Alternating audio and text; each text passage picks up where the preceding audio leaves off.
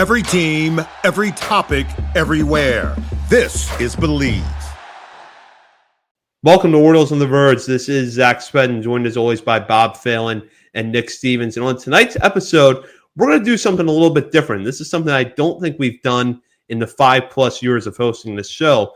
We're each going to pick two prospects in the Orioles system that have some similar traits and ask the others to compare and contrast those players. And really the basis for this is that we get questions all the time from our listeners, especially around the time period when we update our top 50 prospect list about what is the difference between player X and player Y?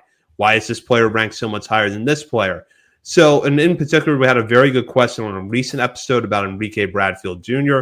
and Austin O'Verne, two center fielders with similar traits, good speed, good defenders, and seemingly fairly high ceilings, but much different profiles when you get beyond that. And there's a lot of cases like that in the Orioles system. So we thought tonight we would dive into those a little bit. And we'll go through the players that we have chosen and discuss their traits. Now, just as a quick primer on how this is going to work, each of the three of us have chosen two players in advance that we want to compare and contrast and ask our other hosts to do the same. There were no rules on whether or not you picked a pitcher or a position player, but if you did pick a position player, you need to find a position player that was similar to the player that you picked, and the same thing goes for pitchers. And I'm going to start with Bob here because he has two right-handers that he wants to discuss that I think are perfect examples for the kind of players we run through this exercise.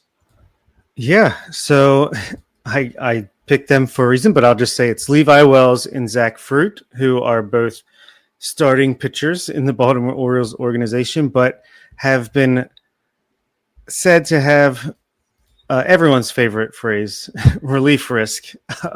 They're big right-handed pitchers. Wells is listed at 6'2", 216. He's about to turn 24 years old September 21st. And Zach Fruit is 6'4", 212. He is 25 years old. Fangraphs has Fruit with a 60 fastball, 50 slider, 50 cutter, 40 command. Wells, they have 60 fastball, 60 slider, 40 cutter, 30 command, which I think this season has proved that's a little bit better than it was at least when they made that. But both guys that are starting now but have very high upside, high leverage type of stuff if they were to move to the bullpen. And yeah, I wanted to see what you guys thought about these guys when you compare them. Well, if you haven't believed my praise for Levi Wells over the last 2 years, read Lance Brusdowski, and maybe he can change your mind. If you don't believe after reading Lance, I got nothing for you. But this was tough. I actually kind of like this because it really forced me. I don't like that we did this after updating our top 50 list. I feel like this would be a good like off-season exercise as well to kind of, because there are some spots I know in my personal top 50 list that I have legitimate questions about. I don't feel comfortable with. And I realized going through this that this really caused you to like sit down and examine two similar guys. So it was a lot of fun going through it. But for me, it was, Fruit. Fruit seems like the bigger guy. He's got that Kyle Bradish look, delivery. Levi Wells, kind of a little lower arm slot. Fruit's numbers this year, I think you got to take those with a big grain of salt because he missed most of the year with that lat injury. It looks like he's just now looking like himself again. I know he's had back-to-back strong outings in AA before this recording. I think the Orioles are probably going to continue to stretch him out as a starter and see what he can do maybe next year in Norfolk's rotation or some type of piggyback situation up there. We'll see what they want to do. But he's going to be 26 years old at the start of next season. And I know it's only been a year, not even a year and a half because he's missed most of this year, but the walk rate I haven't seen anything that shows me like the walk rate is improving. And I know this year's numbers are skewed by one really bad outing. He walked 7 or 8 guys, but the walks are just something that were an issue for him back in college. They've been an issue for him in the big leagues. And when I look at his age, it's the Chase McDermott thing. And it's really hard for me to sit here and be like, I want to see Zach Fruit continue as a starter after watching what Chase McDermott's done over the last month. I think he pitched tonight. Don't tell me if he tanked. We'll just keep that one going. but ruin that thesis. But like Chase McDermott has been really, really good out of the bullpen for the last like month, and he's put himself back into consideration to be a strong bullpen piece at the major league level. I want to see if Zach Fruit can follow that same path next season.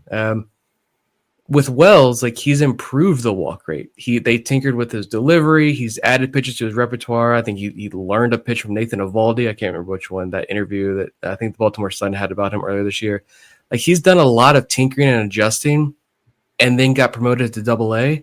And the strikeouts, it took a little bit, but the strikeout rate got almost back up to where they were last year in high A, and the walk rate has dropped significantly. It sounds like 8%. So those walks, his control command look a lot better. They're trending in the right direction. He just went 5 innings, no walks, 5 strikeouts tonight in his second AAA outing. So good sign there.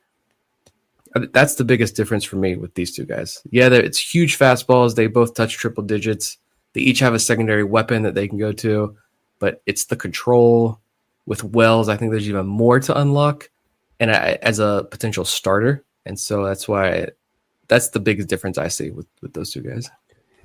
Yeah, and I think coming into this year, if you had said to me, which of these two is more likely going to end up as a starter, I would have picked Zach Fruit because he has a deeper pitch mix than Wells. And both guys had command concerns coming into this year, but based on the way Fruit pitched last season, it felt like he was maybe closer to addressing those than Wells was. And I fully agree with you, Nick. You got to take Fruit's numbers this season with a big grain of salt because of the time that he missed. Not just the time he missed, but the injury he had. I think we've seen in the last few years how the lat injury can affect pitchers. And it is positive that Fruit is seemingly getting back on track as we get later into this year. But at the same time, he is 25. He's going to be 26 at the beginning of next year. And I have to wonder, is it a little bit tempting for the Orioles to say, let's stick him in the bullpen and see what you can get? Because while there is a starter's profile with that pitch mix, there are still a lot of command concerns across the board with Fruit. Wells still has those command concerns, I think, to an extent, because you want to see how he's able to do at a AAA. And that is one good thing about the timing of his promotion, is that he'll have a solid month, a little bit more actually, with the Tides, the chance to adjust to the AAA strike zone and the chance to adjust to the AAA baseball. But if he can show some of the command improvements by the end of this season he showed with Chesapeake, even if the strikeouts aren't there, I'll be pretty encouraged knowing how he's developed over the course of this year. So I feel more certain. I don't think either one is a certainty to stick as a starter, but I feel a little bit more comfortable saying that with Wells right now, because I think that because of his health, he's been able to address the command concerns a little bit more than Fruit has, and not to mention being a couple of years younger than him. He's not going to turn 24 until late this month. That's something else that goes in Wells' favor. Yeah, I think I pretty much agree with what you guys are saying, especially Fruit. It's so hard to evaluate his season just because of the injuries, the start and go nature of his season. Like you said, his last couple starts, I think it's 9.2 innings, giving up maybe 1 run between those two, and way more strikeouts, less walks than he had. Yeah, he had 1 game with 8 walks. Levi Wells had a rough first start at AAA, getting used to that ball in the strike zone, 5 walks to 2 strikeouts, I want to say. Well, tonight he went 5 innings and walked 0, struck out 5. So that's nice to see. And yeah, I agree. I think Wells has a better chance to stick as a starter and could potentially be a really good one. Like Nick said, Lance Brzezowski's top 40 pitching prospects article or Substack came out today, and Wells was on there, and Michael Ferret just missed. So he likes Wells better than Ferret. That's good. You know, get a little difference of opinion. Trey Gibson was higher, I think, number 13. But yeah, both guys I think could be weapons out of a bullpen. But I think maybe as all of these pitching depth, the pitching prospects start to hit AAA, which we know slows down the flow of the elite talent pipeline. I think guys like Zach Fruit or Zimmer is going to be no choice but to put them in the bullpen when you have Levi Wells, Trey Gibson, Nestor Herman, Michael Ferret, eventually, et cetera, Cameron Weston. like, I think you're going to need to see more of these guys. Yeah, it's great to build them up, stretch them out. You can work on things more coming up. But once you get to AAA, you kind of make a decision one way or the other, especially once the depth really starts reaching the top of the system. And yeah, I think Zach Fruit could easily be another high leverage capable relief pitcher, which Orioles are kind of building a mass of all of a sudden since the trade deadline, and some guys homegrown. So yeah, I think Wells, potential middle to back end of the rotation starter with a Chase McDermott type escape valve if he can't exactly turn it on. And again, Chase McDermott, inning pitched scoreless with the strikeout tonight. So continues his nice run at the time of recording. And Zach Fruit, I'm not going to say it's completely out of the question. Maybe they're seeing what they need to see from him despite the injuries, and he could come back as a starter in Double-A. But to me, I think he's going to be a really nice reliever in the long run. It's just his age as well as a big, and I know age, fine. We're not as picky about that, but still, it's like he could be a real weapon for you, like immediately. But also, like, there's a lot of that depth, but we know somebody's going to get hurt over the offseason. One or two guys, you're going to get into spring training, one or two guys are going to get hurt. Like, the season's going to start, somebody's going to get hurt. Like, it's going to happen. And this is all going to shake out eventually. But even, like, I'm looking at these rosters too, to add to those names you just rattled off, I'd even almost prefer to see Blake Money stick in, like, Norfolk's rotation over. If I had to pick one, Blake Money or Zach Fruit gets the last spot in Norfolk's rotation. I'd want to give it to Money, keep him stretched out, because and that's a testament to, like, how high on Fruit I am out of this bullpen role, and seeing if he can follow that Chase McDermott path. That is a great point. I also thought of Alex Pham, who should already be in AAA. But yeah, I almost did my comparison between Zach Fruit and Blake Money, ironically enough, before I went with Levi Wells. This episode is brought to you by Progressive Insurance. Fiscally responsible, financial geniuses, monetary magicians. These are things people say about drivers who switch their car insurance to Progressive and save hundreds. Because Progressive offers discounts for paying in full, owning a home, and more. Plus, you can count on their great customer service to help you when you need it, so your dollar goes a long way. Visit Progressive.com to see if you could save on car insurance. Progressive Casualty Insurance Company and Affiliates. Potential savings will vary. Not available in all states or situations. You buy a pair of socks, that's 2 socks. You buy a pair of Bombas socks, that's 4 socks. Because one purchased is one donated. Socks are the #1 most requested clothing item in homeless shelters. So when you buy a pair of super comfortable Bombas socks, you're also donating a pair. Bombas customers have powered over 150 million donations. So Bombas would like to thank you 150 million times. But we only have like 30 seconds. Go to bombas.com and use code AUDIO for 20% off your first purchase. That's BOMBAS.com and use code AUDIO at checkout. Go over to Nick now, because this is actually the only time in this episode, at least until the last call segment, we're going to talk about position players. Yeah, I don't know what you guys think between Steven Martinez and Thomas Sosa. Two guys who profile as corner outfielders with big-time power, clearly very high ceilings, very low floors. Again, like we mentioned last episode, don't look at Steven Martinez's numbers. They're not great in low A, but look at the age, look at the scouting reports. We have Thomas Sosa. I think he's 2 spots higher than Martinez. I don't have our top 50 list. I think he's 2 spots higher on our top 50 list, but I think we are the only list that has Sosa above Martinez. I think every other list has Martinez higher, and I don't know if I'm questioning that or not. Like, which way should we go there with that? I don't know, but I want to hear what you guys think about Martinez versus Sosa. It's a really good comparison. Sosa is 6'3". There's no point in reporting the international players' weights officially listed, but he's 6'3", apparently. 20 years old. Fangraphs has him at potential 35 hit, 50 power, 50 speed, 40 field. With Martinez, he is 6'4" and more filled out, apparently, at 18, just turned 18 less than a month ago. He has potential future hit 40, 55 power, 40 speed, 45 field. So that's where, I guess, ceiling-wise, I would think Martinez has a bigger potential. And he's 18. He's already in low A. He's not performing, but he has shown flashes. He's walking 12.2% of the time. I'm not going to tell you how much he's striking out. He hasn't really tapped into his power, but he's getting that experience clearly. And that says a lot that the organization, we've said it before, has that faith in him to go out there and learn from this and have the drive to move past it and do better next year. Whereas Sosa, when he was 18, he was in the FCL putting up a 128 WRC plus, didn't get that taste of low A till his age 19 season, where he put up a 111 WRC plus in 300 plate appearances and then struggled in high A late last year. So I think we'll really know after next season. Well, of course, Sosa will be in Double A trying to prove himself, and Martinez, at least we'll see if he's on a similar, worse, better track in his.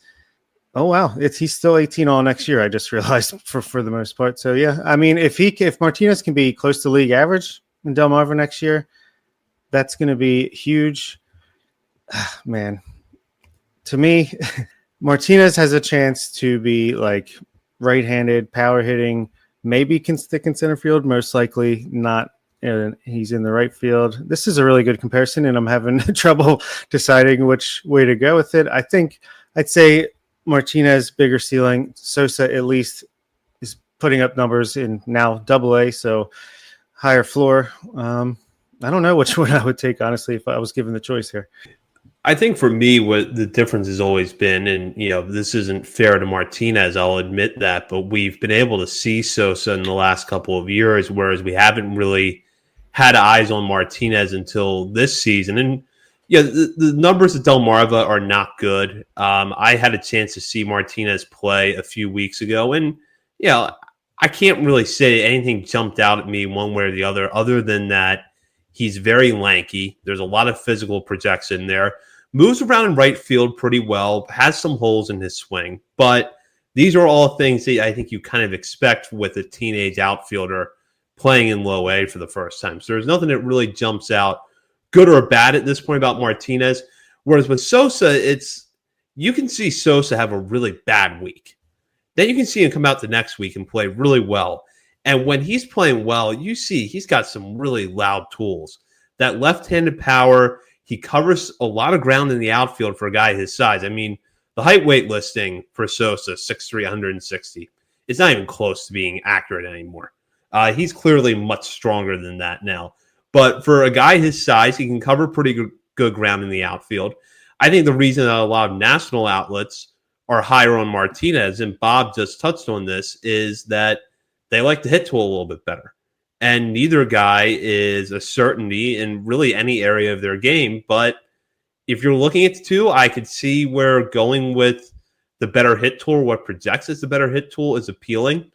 But for me, it's always just come down to, well, we've had eyes on Sosa now for a couple of years. And yes, the results have been uneven and there's still a lot of holes in his game. But when he puts it together, he just looks like a really, really good athletic player. I will say that it's encouraging for Sosa, the overall numbers notwithstanding. I mean, in high A this year, 191 plate appearances, he had a 111 WRC plus. So while the OPS was only a 716, and a batting average 222, doesn't exactly sound all that impressive. But when you put it into context, it's 11% better than league average. And the walk rate's down to 9.4% from between low A and high A last year, 11.2. But the strikeout rate is also down quite a bit, 24.1%. And again, 191 plate appearances in high A. Last year, it was 1/3 of the time he was striking out and did not tap into his power whatsoever. A 0.14 ISO, where it's 186 in his time at high A this year. I remember Thomas Sosa released a video like in the off season, and he was stepping on a scale, and it said 220. Which I think is much more believable than the 160. When I was going through here with these guys, it's just, I guess my point when I looked at them a little bit more and thought about it more, my point was Martinez is in MLB Pipeline's top 30. Sosa's not. He's in Baseball America's top 30. Sosa isn't. On Fangraphs, I think Martinez is Martinez is 34th on Fangraphs, and Sosa's like 20 something spots behind him. 56. Yeah, it's 22. So like there's a big difference on all these national lists, and we have Sosa has 2 spots higher. And yeah, some of that is because we have watched him for 2 years now. We have more data on him. But at the same time, I guess my whole point was that when Thomas Sosa was in the FCL, he was a year older than Martinez was, but still only 18 years old. And Martinez put up a 111 WRC plus this year in the FCL. Thomas Sosa put up a 128 WRC plus in the FCL with a strikeout rate that was 7% lower. Sosa also was a wild man on the bases. He had like 30 stolen bases last year. He's not stealing bases this year. He missed most of the year, but I wonder if that's because the injury was an ankle or lower leg injury. So I wonder if they were just like, well, you can run next year, but we're just going to pause this. We need you healthy. We need you taking at bats. So we're just going to shut that down this year. Who knows? Or he's bulked up to 220 now and he's just gotten too big. And they're like, we're not going to worry about the stolen bases. Either way, like Thomas Sosa's put up equally or better numbers than Steven Martinez at the lower levels of the minor leagues. And I know a lot of people will point to, apparently behind the scenes, Steven Martinez is put up Samuel Basayo type batted ball data. It's like exit velos and hard hit rate. And Martinez signed for almost $1 million, and he was connected to the Yankees originally. Orioles took him away from the Yankees. Thomas Sosa signed for half that, I believe. But we know Thomas Sosa was putting up exit velos north of like 112 miles an hour as an 18-year-old himself. So without having the hard numbers in front of me, I imagine those numbers, Sosa's numbers, look pretty similar to Martinez's 2 years ago, 3 years ago when he was his age. I don't know. I just think I guess my whole point when looking at it was if Martinez is getting all this national love and hype, I think Thomas Sosa should be getting a lot more as well. And I think the Orioles are telling you that by, again, he rarely played this year. And they're like, nah, you're still good. We know you're 20 and you played, 40 games this year in high A. Go ahead up to double A. You're ready. And before the season even ended in high A, it was the week before. Like you could see if it was like, oh, season's over. Go ahead, play for a week. No, he's going to get 2 weeks. They didn't bring any of the draft picks up. Yeah. So it's not like they were like, we need to make room. We think you're ready. Go get a challenge. They're like, no, you're ready. Go ahead.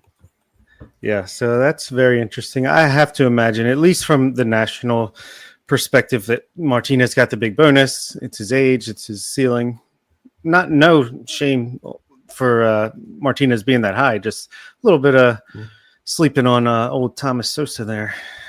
I think if just one of them clicks, you're going to have a pretty unbelievable player on your hands.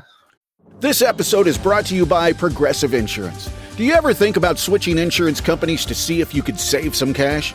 Progressive makes it easy. Just drop in some details about yourself and see if you're eligible to save money when you bundle your home and auto policies. The process only takes minutes, and it could mean hundreds more in your pocket. Visit Progressive.com after this episode to see if you could save. Progressive Casualty Insurance Company and Affiliates. Potential savings will vary. Not available in all states. Hey, football fans, this is Solomon Wilcott. And if there's one thing I know besides the game, it's great steaks. That's why I go with Heartland Steak Company Premier Midwest Raised Beef delivered straight to your door. When the steaks arrived at my door, I opened the cooler to find they were individually wrapped. So I was able to throw 2 or 3 on the grill while putting the others in the fridge until later. Right now, Heartland Steak Company is giving my listeners $25 off orders of $175 or more just by using the promo code SPORTS at checkout. That's promo code SPORTS, SPORTS, for $25 off. So whether it's game day or just a great dinner, go big with Heartland Steak Company. Order today at heartlandsteakco.com. Completely agree on that one. I'll go to my picks now, and I've got 2 pitchers who have both made a lot of noise this year. We've talked about both of them a lot this season. That is Esteban Mejia and Michael Ferret. And I'll start with Ferret, who is now a few starts into his Double-A career, and as of our recording, 15 strikeouts and 14 to third innings pitched across 3 starts for the Bay Sox, 1.88 ERAs, a 1.58 ERA this season, and 74 innings pitched between high A and double A to go along to 2.39 FIP and a 2.72 xFIP. Mejia, meanwhile, has burst onto the scene nationally with a fastball that can top out at 101, sometimes 102, according to reports, and a slider, a hard slider, and a changeup that has command issues, but when it's on, it's a pretty special pitch. And Mejia has gotten a lot more love nationally this year than Ferret has. We've seen Mejia on the top 100 list for Baseball America. He's risen up several other lists. And while Ferret has made some gains himself, there doesn't seem to be the same kind of buzz around him. And I suspect some of that might have to do with the time that he missed because of an injury and because the Orioles were a little bit conservative with him at Aberdeen when he came back from that back injury. But still, you look at the numbers this year and you look at the improvements he's made since he entered the Orioles farm system, whether it's been velo uptick, the addition of the kick change this year.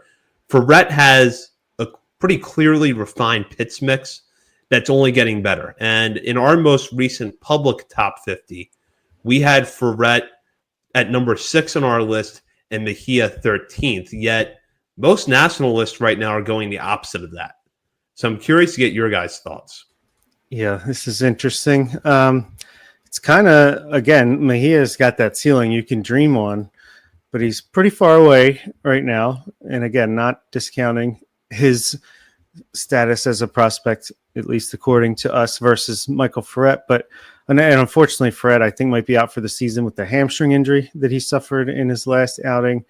But man, what a season, despite all the health concerns. He lowered his walk rate to 7.4% combined between high A and double A with a 32.3% strikeout rate. So raised the strikeout rate, lowered the walk rate, just seems to be getting better. And he's only 21 years old himself. Mejia, obviously 18, but Ferret's a young stud too, who's still gaining strength, and I think getting stronger will probably add some velocity before he gets to the major leagues. And he's got a bigger arsenal. He's got better command, obviously, at this point in his career. To me, Michael Ferret is like Trey Gibson-esque, but younger and more ceiling than a Gibson, who obviously we love.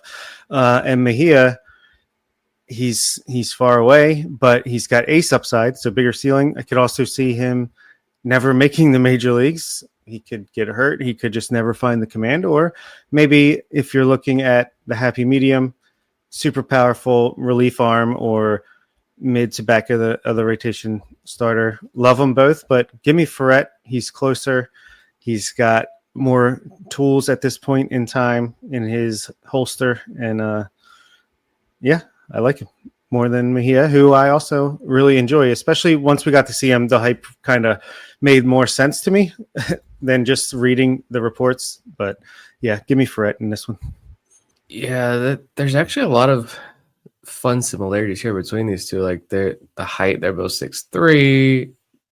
Ferret was the skinny JUCO kid. I always said right after the draft, like he made Blaine Knight look like he had some weight on him. If you remember how skinny Blaine Knight was, Michael Ferret was a beanpole. But he added weight right off the get, right after he was drafted. He added 15 pounds or so. Mejia could get to that same size as Ferret here over the next couple of years, only being an 18-year-old kid. So interested to see what Mejia's stuff looks like when he starts to fill out physically. But yeah, obviously the big separator there is the fastball. Like Mejia sits higher than what Ferret touches. I think Mejia's like he's touching, like Zach said, 101, 102. He's in the upper 90s. Ferret's like 93, 95. I think he's touched 97. He might have touched 98. But both kind of similar deliveries, I think. If you read the scouting reports, they both talk about this cross-body delivery that adds deception. But obviously with Mejia and that fastball velo, I think that takes his fastball to a whole nother tier. Even though Ferret's the hoppier offering, he can't match Mejia's velo. I agree with Bob in that, like the deep pitch mix though. It's the control's gotten a lot better. The walk rate dropped significantly across 2 levels this year. Mejia though, I think if you're talking about ceiling and dreaming on the pitcher of who he can become, yeah, I think Mejia is in a tier above Michael Ferret. But also, like I've talked a lot about, and it seems like every national list, if you read the reports and how they view these two guys, I think everyone would agree. Like Mejia is clearly a tier above Michael Ferret, and think that he could be like a top of the rotation arm or close to a top of the rotation arm, and Ferret maybe a back end guy. But I've talked about this before, how Ferret, like right after the draft, he completely revamped the secondaries. He added multiple ticks to his fastball. He added 10, 15 pounds to his weight, and he went out and threw almost 100 innings of spectacular baseball last year. And he misses a big chunk of this year, doesn't go on rehab, goes right back to Aberdeen's rotation. And yeah, it was limited innings to start with, but was back like he never left. And now he's been promoted to Double-A. Unfortunately, yeah, it looks like his season's over, but I think there's a lot more in Fred's tank than what some other outlets think is in there. So yeah, this is a really good one. I think both have, if you read public reports, I think a lot of people have some issues with both of the fastballs, like shape and command of it. But I just think Ferret's already shown that ability to tinker and tinker and tinker and unlock more in his game. And I think there's still a lot more there to unlock, that he has all the tools in his tool belt to unlock a little bit more. So you don't have to squint very hard to see a back end starter with Ferret. And I think you could even easily see like a mid-rotation type arm here at his best. And Mejia could have 3+ offerings and be throwing 100, 101 into the 5th, 6th inning of a major league start as a number one in a rotation. Sure, but there's a long way to go there. And he could never regain that control. And like I talked about with Levi Wells and those guys earlier in the show, I like seeing Ferret's immediate increase or decrease in the walk rate. I think that's going to be pretty promising next year. Is hopefully he gets to. I don't think he's going to spend much time in Double-A next year, and he'll force the issue and get into that Norfolk rotation, no matter how deep and how many arms are up there next year. Go ahead, Bob. I was just going to say, I actually think, and I think again, just to bring it, Trey Gibson, just because I think he's our best pitching prospect right now. I think Gibson has Cobb Radish type upside, and I think Michael Ferret has top of the rotation type upside too. Maybe not as loudly as Mejia potentially in those types of arms, or even Grayson Rodriguez, but I think Ferret could still take another big jump up in stuff here. I just think there's still plenty more growing to do and developing for Ferret. Whereas I think Gibson's pretty much what he is, and what he is really good. But I think Ferret still's got another level to reach. Yeah, people still don't trust the Orioles pitching development, and so if they have to work and look into the stuff, I think they're going to be a little bit more cautious and not as optimistic. Versus they see Mejia throwing 102 miles per hour, and they're like, that kid's got it. So they're latching onto that. But yeah, when I think you compare these two, though, like, again, in comparing them, we're not taking anything away from the other guy, but I think you see that Ferret's really kind of slept on here. That's a great point, Nick. I think with Mejia, there was just that, I just talked about a minute ago with Thomas Sosa. There was a certain loudness factor to his game. Mejia has that with the fastball. Ferret on a good day is probably going to be, sitting 93, 95, touching 97, 98. And it's going to be a lot of good downward movement with his pitch. It's a little bit of hop to the fastball, but all of that doesn't draw your attention the way that someone regularly pumping 100 miles per hour does. And we know how rare that is and how special it is. So if Mejia can stay healthy, he can improve the command of his pitches, maybe mix in a fourth pitch. The ceiling is astronomical. And I think that that's where a lot of national outlets have gone. But I agree with everything that you guys have said about Ferret. He's made tremendous improvements in the last 2 years. And I think there's even more left in the tank just based on the fact that we've seen a velo increase. We've seen the Orioles take what was his worst pitch in the JUCO ranks, his changeup, and turn it into a true weapon. There's still more tinkering that can be done here. And because of that injury, and I don't want to say baby him, but they definitely limited his innings pretty heavily the second half of the year. Like, you never got to see him truly unleashed this year and see what he could really do. So good sign going into next year, I think.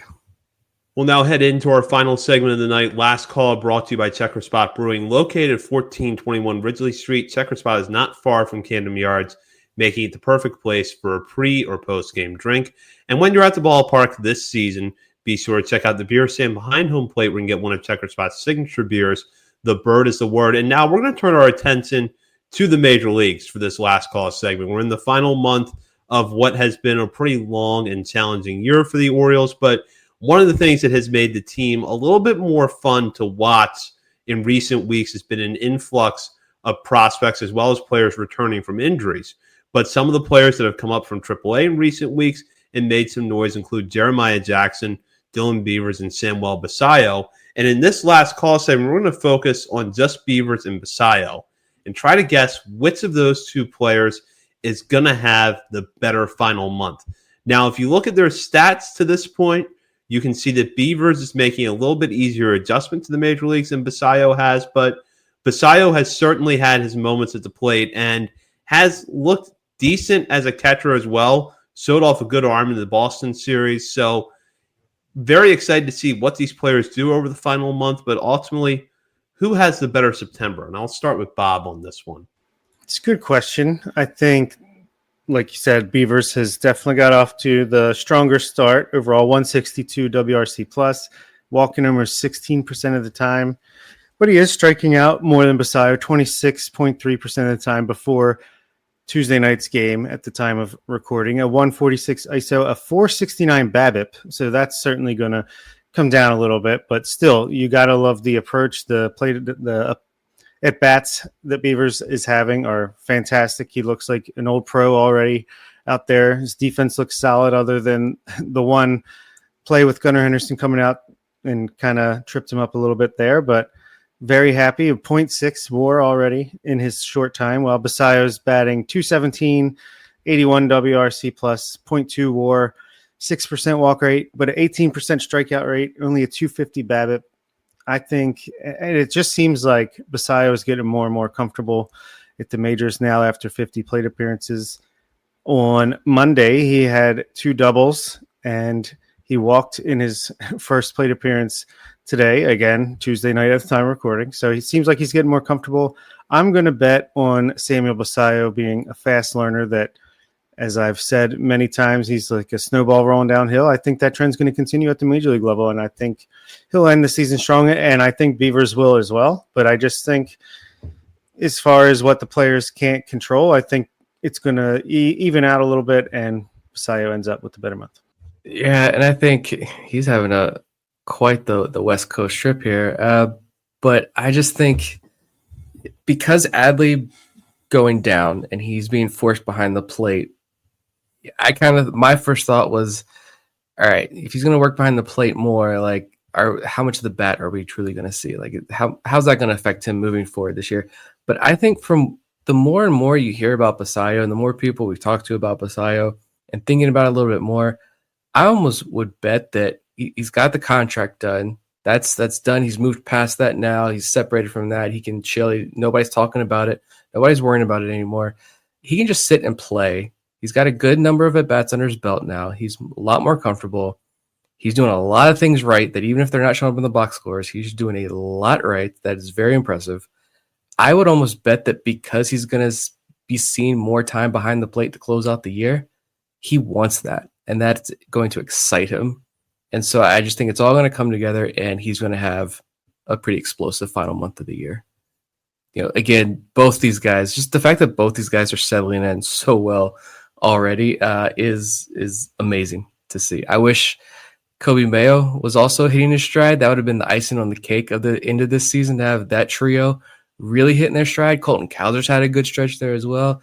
It would have been amazing into the year with so much optimism going into next year. But I'm not going to be too upset and too picky by watching Beavers and Basayo both kind of mash over their first month or two that they're going to get here in the major leagues. I kind of I'm not sure how to feel about the catching side of the equation for Basayo, because my first thought goes to if he has to catch more than the Orioles were maybe expecting that he would when he was initially promoted, that's probably going to take away from the bat a little bit. But at the same time, one thing that kind of makes me believe that Basayo is going to end up having the better month than Beavers is the strikeout rate. The fact that Basayo has managed to maintain a strikeout rate of 18%, which, for comparison's sake, that's lower than the 21% mark that he had at Norfolk and lower than the 19.5% mark that he had back in the 2023 season between 3 levels. So you get a sense that if he's able to keep the strikeouts down and keep putting the ball in play, it's going to start falling for him. Could I see Beavers cooling off a little bit? Yeah, I could, because he's gotten off to such a fantastic start. but he's doing a lot of things right as well. So I give a slight edge to Basayo here, but I think both players could finish out pretty strong this season. I actually think, how some guys, the difference between AAA and the majors, where it's the pitchers can be a little more fine with their command and hit their spots more closer to the zone.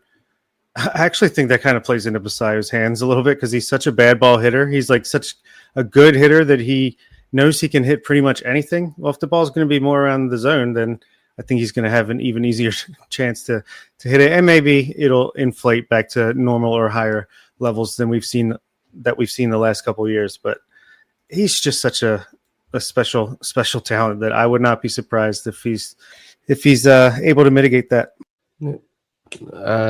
The correct answer is neither. It's Jeremiah Jackson. He homers already again tonight. So there we go. He has been spectacular. He's on the longest heater I've ever seen in my life. Maybe it's just who he is. It has been a lot of fun to watch that. So I'm hoping that he finishes this season strong as well. And for that does it for this episode. We will be back next week. Tentative slate for next week is to break down Delmarva and Aberdeen season. But of course, as there's more news that comes over the next week, we'll react to it on next week's episode. In the meantime, you can check out our many social media channels, including Facebook, Instagram, Threads, X, TikTok, YouTube, Twitch, and Blue Sky. We're also over at Substack, OriolesOnTheVerge.substack.com. And while you're browsing around the internet, be sure to head over to Patreon and sign up to become a member of our community today. You can join at the $3, $5, or $10 levels and have access to bonus weekly coverage from Bob, Nick, and myself, as well as monthly updates to our top 50 prospects list. And in fact, our top 50 update for September just dropped this week. So if you sign up to become a patron today, you'll have access to that update, next month's update, and a whole lot more. So be sure to head over to patreon.com and join at the $3, $5, or $10 levels today. For Bob Phelan and Nick Stevens, this is Zach Spedden. You've been listening to Orioles on the Verge, part of the Believe Podcast Network.